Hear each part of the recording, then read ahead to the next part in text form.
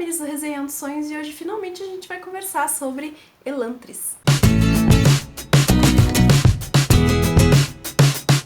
Elantris foi lançado no Brasil em 2012 pela editora Leia e é o primeiro livro publicado do autor Brandon Sanderson na carreira dele. Ele é o mesmo autor da trilogia Mistborn e da série Os Executores, que está sendo publicada pela Aleph, e no final do ano vai sair uma nova trilogia dele, e ele é um dos autores queridinhos da fantasia do momento pela construção dos mundos que ele apresenta. Primeira coisa que eu tenho pra dizer pra vocês é que eu adorei o livro, 5 estrelas, favoritado, foi uma fantasia assim que eu fiquei muito feliz por ter lido. Esse livro aqui conseguiu trazer uma história de fantasia muito bem contada, muito bem estruturada, com um mundo mágico novo, com terminologias, com construção religiosa, política, de magia e com uma história cheia de reviravoltas em 600 páginas sem precisar de 18 livros. Isso pra mim já é algo sensacional. A segunda coisa é que ele conseguiu trabalhar aqui a relação dos personagens de uma forma tão orgânica. O romance nunca é protagonista nessa história. E o leitor torce e se apaixona pelos personagens com muito mais facilidade do que se ele tivesse exposto na nossa cara, como hoje grande parte dos livros de fantasia fazem, e não só de fantasia, vários outros aí, e é por esse motivo que vocês estão sempre ouvindo eu reclamar, porque o romance, porque o romance. Elantris vai contar a história de um mundo onde há 10 anos atrás existia uma cidade muito poderosa chamada Elantris. Dentro dessa cidade a magia corria solta e as pessoas que eram tocadas por essa magia se tornavam seres praticamente imortais. Eles eram mais fortes, mais bonitos, mais vigorosos, tinham dons mágicos de cura e várias habilidades. Porém, aconteceu alguma coisa que causou uma ruptura e essa cidade perdeu a sua magia. Desde então, todos aqueles elantrinos se tornaram criaturas horrendas. Eles perdem o cabelo, o corpo dele recebe manchas pretas e eles meio que começam a se deteriorar. Da mesma forma como era antes, as pessoas são marcadas por essa magia de forma aleatória. Quando Elantris estava no seu ápice, as pessoas eram levadas pra lá e se tornavam praticamente deuses. Hoje, quando isso se tornou uma maldição, as pessoas são atiradas lá se elas fossem condenadas à sentença horrível de agora se tornar um elantrino. A mágica nesse mundo teoricamente está extinta, ninguém gosta de comentar muito sobre isso. A gente já vai começar essa história vendo um dos nossos protagonistas, que é o príncipe herdeiro de Arelon, que se tornou a capital depois da queda de Elantris. Ele tá se preparando ali pra se casar, ele tá à espera da noiva dele, e ele acorda e se dá por conta de que ele foi amaldiçoado. O pai dele joga ele lá em Elantris, como é o que acontece, e declara ele como morto. A noiva dele, que é a Sarene, ela chega nesse reino e descobre que o seu noivo está morto. Ela veio de um outro reino pra se casar como um tratado político para que esses dois reinos se aliem contra um terceiro reino, que é um reino muito religioso, e essa religião vem marchando junto com os seus devotos, vem dominando à força por novos fiéis, e isso tá prestes a alcançar eles, então eles estão se aliando para que isso não aconteça e eles tenham uma frente mais forte ali para defender. Porém, o contrato dela de casamento tinha uma cláusula muito especial, que dizia que mesmo que acontecesse alguma coisa, era como se o casamento tivesse acontecido e ela não poderia se casar com mais ninguém pelo resto da vida. A Sarene, ela é uma personagem muito inteligente, ela é muito objetiva, foi ela que armou todo esse casamento, então ela tá ali por livre e espontânea vontade pra fazer essa aliança política. É óbvio que ela vai ficar bastante decepcionada em descobrir que o marido dela morreu e que mesmo assim ela tá ligada com ele pra sempre. E sem ele ao lado dela, ela também se vê meio presa porque vai começar uma maquinação política e religiosa com a qual ela provavelmente vai ter que interferir. Só que ela, sem ter esse príncipe ao lado dela, ela tem bem pouco poder, porque esse reino é um reino muito machista, é um mundo onde as mulheres são feitas para serem enfeites. E esse reino administrou muito mal esse povo durante muito tempo. Então ela sabe que esse povo é mal administrado, que esse rei é um rei ruim, que existem várias coisas sondando ali, e essa religião que tá avançando pode encontrar ali nessa fraqueza uma grande brecha. Porém, essa história ela não vai ser contada somente do ponto de vista da Sarene. A gente também vai acompanhar o nosso príncipe amaldiçoado, que é o Haoden. A pronúncia desse nome é um mistério. Eu fui dar uma procurada no site do Brandon Sanderson, tem um guia de pronúncia, e a pronúncia que ele dá lá é que o nome correto é Haioden. O Haioden, então, ele é jogado em Elantris, o coração deles não bate, a pele dele tá toda manchada, eles sentem uma fome absurda o tempo inteiro de querer comer, mas eles não precisam comer para sobreviver. A deteriorização tá muito mais na mente de você se perder dentro daquela fome do que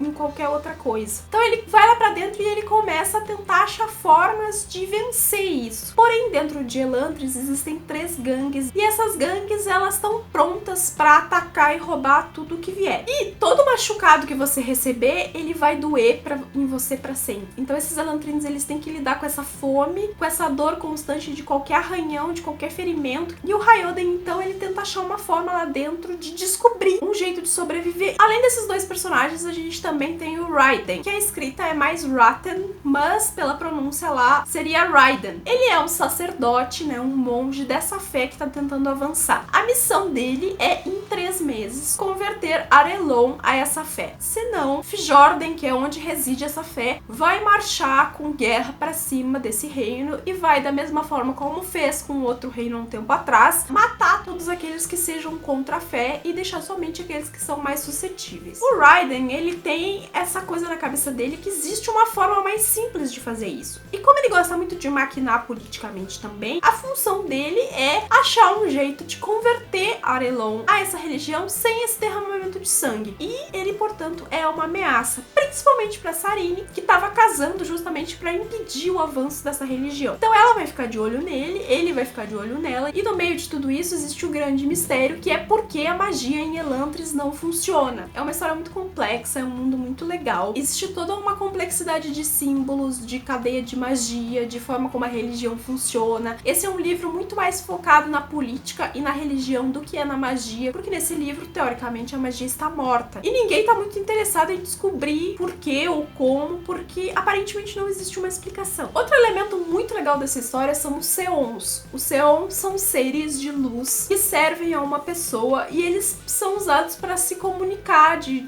longas distâncias, para ficar ouvindo. Então são tipo bolas de luz que tem o seu próprio dono. E é muito legal porque quando uma pessoa que tem um Seon e vira um Elantrino, o seu Seon fica louco e perde a conexão. A gente então tem capítulos de 3 narradores diferentes. Todos eles são muito importantes para a história. Os capítulos do Raiden pode ser um pouco mais difíceis porque ele é a pessoa que vai trazer o contexto religioso e político muito mais firme nessa história. Ele é um cara devoto. Essa é uma religião onde ele também já tem uma posição de certo destaque. E ele é um cara que tem muitas facetas. A Sarine, ela é uma personagem muito objetiva. Ela sabe que se ela precisar casar, ela vai casar. Se ela precisar gerar herdeiro, ela vai gerar herdeiro. Se ela precisa se sacrificar, ela vai se sacrificar. Ela tem uma visão muito direta do mundo. Onde ela cresceu, o papel da mulher é um pouco mais evoluído do que no mundo onde ela se inseriu agora, onde ela iria se casar. Então ela vê as mulheres ali como seres muito mais frágeis e muito mais também de maquinação. Ela é uma personagem muito sagaz, uma personagem muito inteligente. E ao mesmo tempo ela é uma mulher e ela é sensível às suas maneiras. Ela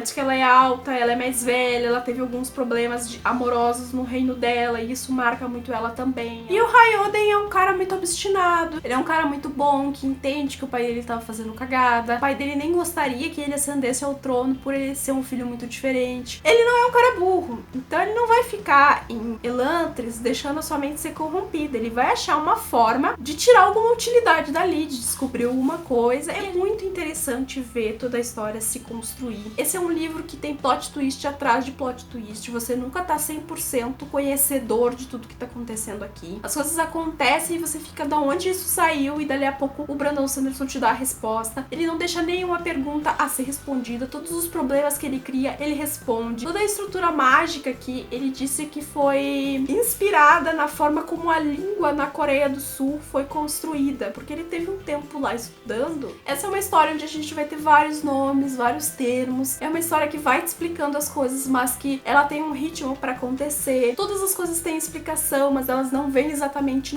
no seu primeiro contato com aquilo. Essa é uma característica das fantasias, então é algo normal. É um livro complexo, um livro muito bem desenvolvido. Eu já tinha lido Mistborn. Mistborn tem uma construção complexa também, mas é uma trilogia e você trazer todas essas respostas aqui foi muito interessante. Esse é um autor que entrou aqui pro meu hall de queridinhos da fantasia. Ele trabalha muito bem as construções de mundo, ele trabalha muito bem explorar magia, explorar política, explorar religião. Esse é o primeiro livro dele, eu não acho que deixa a desejar em nada. Dá pra ver, principalmente agora que eu tô lendo Coração de Aço, que a escrita dele já tá bem diferente, mas algo que eu reparei é que ele ele constrói muito bem personagens, ele constrói muito bem personagens femininas também, assim como ele constrói personagens masculinos, que é sempre um déficit de vários autores. É um livro que eu não tenho como comentar muito com você certas coisas, porque senão eu precisaria de um vídeo com spoilers, porque é uma história que tem reviravolta atrás de reviravolta. É uma fantasia em volume único, a gente tem um outro conto que não saiu aqui no Brasil, e agora, depois de tanto tempo tendo escrito essa história, que se eu não me engano esse livro ele escreveu em 2005, ele diz que ele vai escrever um novo livro que se passa no mesmo mundo de Elantris 10 anos depois, mas não é uma continuação da história, mas é um livro que se passa dentro do mesmo mundo. É um livro para fãs de fantasia. Nós sabemos muito bem o quanto é difícil achar fantasias em volume único que sejam bem contadas, então certamente aqui a gente tem algo muito especial e vale super a pena conferir. Eu espero que vocês tenham gostado do vídeo, deixe seu joinha aqui embaixo para me ajudar na divulgação, se inscreve no canal se você ainda não é inscrito e até o próximo vídeo. Tchau!